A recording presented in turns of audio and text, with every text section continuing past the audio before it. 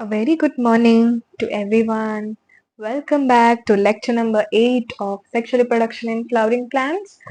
तो हमने बहुत सारी चीजें कंप्लीट कर लिया है और आज का लेक्चर होगा इवेंट्स ऑफ पॉलिनेशन के बारे में और डिटेल में सारे एक्सप्लेन होगा. तो let's start.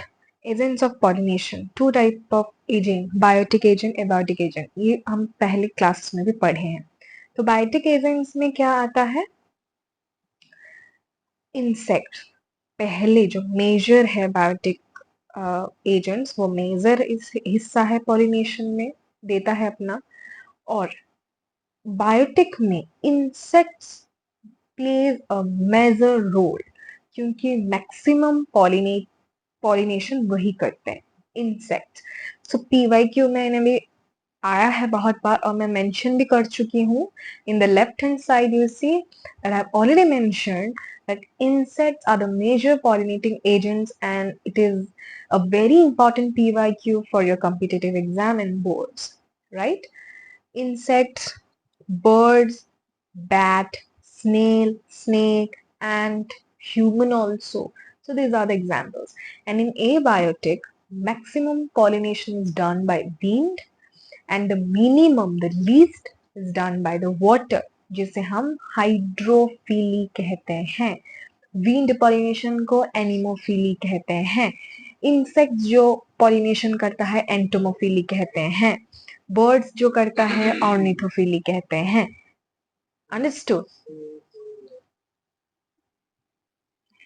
So now I have explained in the board wind pollination, water pollination. तो विंड पॉलिनेशन का पूरा डिटेल मैंने शॉर्ट नोट्स में लिख दिया है बोर्ड में, ठीक है. विंड पॉलिनेशन, एनिमोफिली मैंने पहले बताया. विंड का एनिमोफिली, इंसेक्ट का entomophily. Don't get confused. Insect entomophily, wind anemophily, ठीक है. और विंड पॉलिनेशन का कंडीशंस क्या होने चाहिए? Light pollen grain, non sticky pollen grain. ये मेन दो कंडीशंस है जिसमें विंड पॉलिनेशन हो सकता है. एंड उसका फ्लावर जो होगा वो वेल एक्सपोज स्टैमेन होना चाहिए. और wind pollination generally single ovule में ज्यादा तरीके से फाइंड आउट होता है. और स्टिग्मा जो होता है वो फेदरी एंड लार्ज होना चाहिए. Feathery and large I will explain और थोड़ी देर बाद. Floral rewards are not required, directionless and wasteful process है ये, ठीक है. और कितने पोलेंस वेस्ट हो जाते हैं, क्योंकि फेदरी होगा तो पोलेन को वो ट्रैप करेगा, ठीक है. विंड विंड के हिसाब से बहुत सारी पोलेन ना वेस्ट हो जाते हैं, सारे पकड़ में नहीं आते, इसलिए it is a wasteful process. Directionless होगा नहीं होगा बस. परफेक्ट उसका एग्जाम्पल है जो कॉर्न कॉब होता है. जो कॉर्न होता है उसमें टैसल्स प्रेजेंट होते हैं. टैसल मतलब जो बाल जैसा जो है, ठीक है. वो टैसल्स हैं, वो एक्चुअली में स्टिग्मा होते हैं, ठीक है. आपको जनरली हमें मतलब इतना अच्छे से नहीं पता होता कि डिटेल ऑफ टैसल, पर जो टैसल होते हैं, जो बाल जैसा होता है ना, वो एक्चुअली स्टिग्मा होता है. Stigma use to trap pollen grain. वो इसलिए फेदरी है ताकि जब वो ऐसे उड़ रहा होगा विंड पॉलिनेशन के थ्रू वो कुछ पॉलन को ट्रैप कर सकता है. And this pollination means wind pollination is quite common in grasses. This is the detail और कुछ नहीं पढ़ना. नेक्स्ट आते हैं वाटर पॉलिनेशन को. वाटर पॉलिनेशन को हाइड्रोफिली बोलते हैं और वो दो तरीके का होता है. हाइड्रोफिली जो होता है एपीहाइड्रोफिली, हाइपोहाइड्रोफिली. एपीहाइड्रोफिली और हाइपोहाइड्रोफिली नेक्स्ट स्लाइड में एक्सप्लेन होगा. पर जो वाटर पॉलिनेशन है उसका पोलन ग्रेन लाइट होना चाहिए वाटर पॉलिनेशन के लिए. अनवेटेबल होना चाहिए, इसलिए म्यूसिलेजिनियस कवरिंग होता है, ठीक है. Stigma unwettable, long, sticky, least common होता है वाटर. मैंने पहले स्लाइड में लिखा है वहां, ठीक है. लीस्ट कॉमन है. Limited to only 3 genera, mostly in monocot it is found, ठीक है. Mostly monocot. तो वाटर पॉलिनेशन दिस मच. उसके बाद मैं एपीहाइड्रोफिली, हाइपोहाइड्रोफिली एक्सप्लेन करती हूँ. तो अभी एक्सप्लेन करते हैं एपीहाइड्रोफिली एंड हाइपोहाइड्रोफिली। ठीक है, तो एपीहाइड्रोफिली क्या है? फ्रेश वाटर में जो प्लांट है वेलिस्नेरिया, उसके पॉलिनेशन H2O सरफेस में होगा। फ्लावर जो है वो फ्लोट करेगा और pollen grain on the surface of water. इतना इंपॉर्टेंट है, एपी ऑन द सरफेस। और जो फीमेल का जो पार्ट है वो लॉन्ग, ठीक है, लॉन्ग होगा।